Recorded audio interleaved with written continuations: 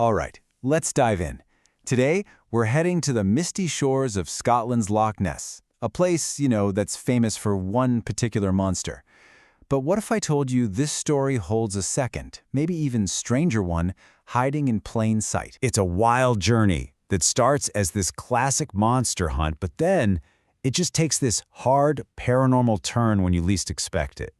So how on earth did one person stumble into two completely different mysteries on the exact same day? So our story kicks off, just as you'd guess, with a journey to that legendary, mysterious lake. And the person at the center of all this? His name is Dakota Frandsen, just an ordinary guy on a sightseeing trip who was about to have a day that was, well, anything but ordinary. So picture this. It's 2018, and Frandsen is on a tour through Scotland.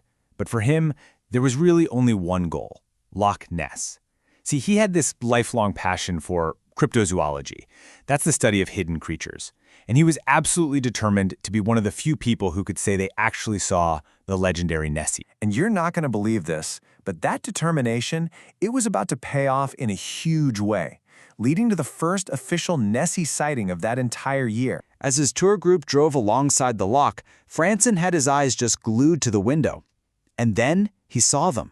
Not one, but several huge, dark shadows moving right below the murky surface. What in the world could they be? Okay, so let's break this down. Frandsen spots these dark shapes in the water. Then, out of nowhere, this black speedboat starts cutting across the loch, heading straight for one of them. And in that split second, to avoid getting hit, something absolutely massive breaks the surface. For just a moment, he saw it perfectly clear. Gray skin with black spots, a huge part of its back arching right out of the water. He didn't even think. He just grabbed his camera and started rolling, capturing what almost no one ever does. But, getting a picture is just the start. This is the part where Frandsen's personal sighting steps into the world of official investigation. Now, this wasn't just any sighting. After Frandsen sent his evidence to the official Loch Ness registry, it was confirmed. He had captured the very first credible sighting of 2018. The first one. And from there, things just blew up. His story went totally viral. It wasn't long before National Geographic came knocking, and they actually featured his footage in their docuseries Drain the Oceans to help investigate the loch's secret. And just so we're all on the same page here, Frandsen's passion, cryptozoology, is basically the hunt for animals that science hasn't proven to exist yet. It's all about finding real evidence for creatures, like Nessie, that are still living in the shadows. And here's where it gets really fascinating.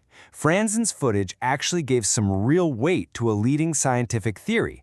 The idea that Nessie isn't some kind of prehistoric monster, but could actually be a species of massive eel, just thriving in those deep, dark waters.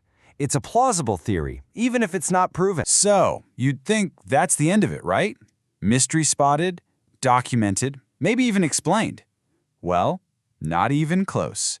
The truly bizarre part of Frandsen's day was actually still to come. Frandsen had his once-in-a-lifetime cryptozoological moment.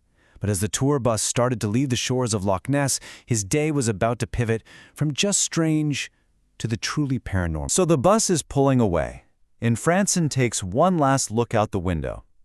They're passing the former home of Aleister Crowley, an infamous occultist whose old house is legendary for strange stuff. And standing right there like it was waiting for them was a large, cloaked figure, just watching. And get this, the description was a perfect match for other paranormal reports from that exact spot. I mean, just stop and think about how wild this is. In a single day, at the same location, Frandsen has two totally separate encounters. Out in the water, you've got a cryptozoological mystery, something that might be a giant eel.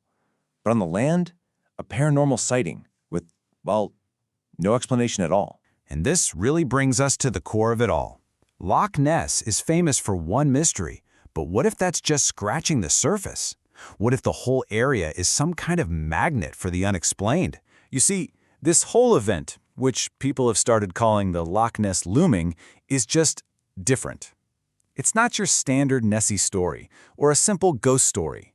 It's one of those incredibly rare moments where the world of scientific mystery and the world of the supernatural just smash right into each other. And that really leaves us with one final lingering question.